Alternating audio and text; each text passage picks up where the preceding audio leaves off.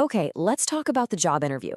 You know that feeling, right? It's high stakes, and that first impression feels like it's absolutely everything. But what if I told you that the entire game is often won or lost in less time than it takes to make a cup of coffee? We're going to break down how you can master those first crucial seconds and really turn them into your biggest advantage. Take a look at this number, 33%. Any guesses what this might be in a job interview?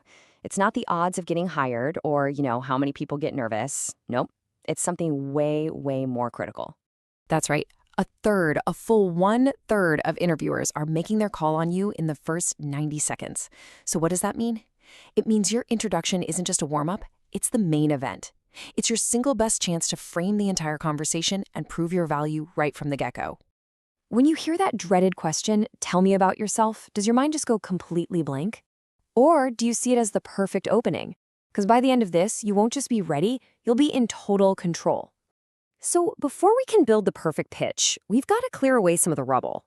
So many otherwise fantastic candidates completely sink their own chances by making a few really common and totally avoidable mistakes.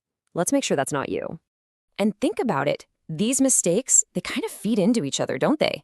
Repeating your resume is just plain boring. I mean, they've already read it. And rambling past that 90-second mark, that usually leads you right back to repeating your resume, or worse, getting way too personal. And all those filler words like and ah, they just scream, I'm not prepared and I'm not confident. And speaking of being too personal, yeah, people actually say stuff like this. Look, your love for binge watching is totally valid, but an interview is just not the place for it. A comment like this immediately throws up major red flags about your professional judgment. So here's the big mindset shift you need to make. The interviewer isn't looking for a new best friend. They're looking for someone who can solve their problems.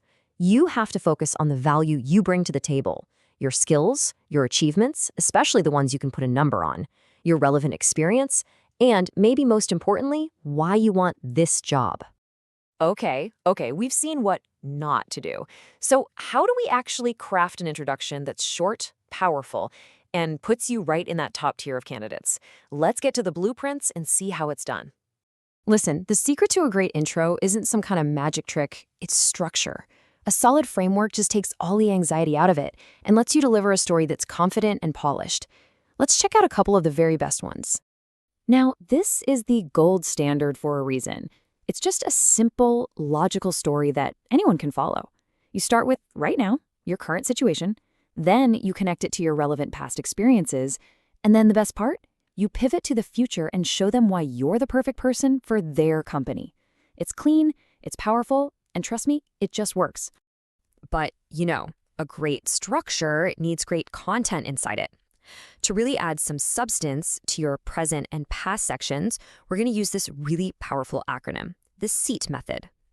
This is so easy to remember because, well, you'll be sitting in a seat during the interview. Simple, right? S is for skills. What are you amazing at?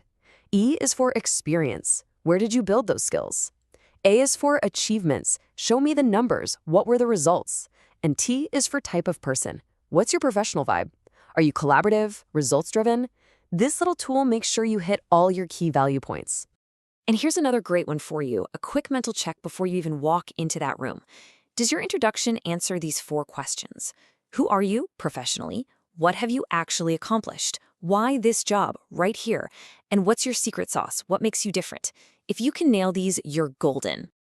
Okay, so you've used our frameworks, you've crafted the perfect script, but you know what? The best script in the world can totally fall flat with a bad delivery. How you say it is just as important as what you say. Remember this number? Yup, we're talking about seconds now. This right here is your target zone. It's the sweet spot for a powerful, punchy, memorable introduction. You have to respect their time. Staying in that 60 to 90-second window proves that you're concise, you're prepared, and you can get straight to the point.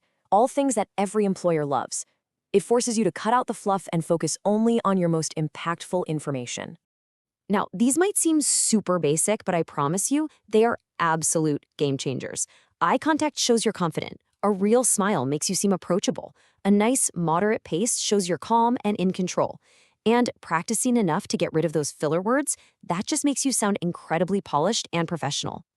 All right, let's pull this all together. Think of this as your final action plan to take everything we've talked about and turn it into a flawless performance. If you're going to remember one thing from all of this, make it this slide right here. Structure your story, fill it with value using SEAT, keep it short and sweet, practice until it feels totally natural, not like you're reading a script, deliver it with confidence, and this last one is crucial. Tailor that future part. They have to know why you want to work for them specifically. So let's stop thinking of Tell Me About Yourself as a test you have to pass. See it for what it really is, your opportunity to take the lead, to frame the whole conversation, and to show them exactly who they'd be hiring right from that very first minute. You've got the tools. Now go take control.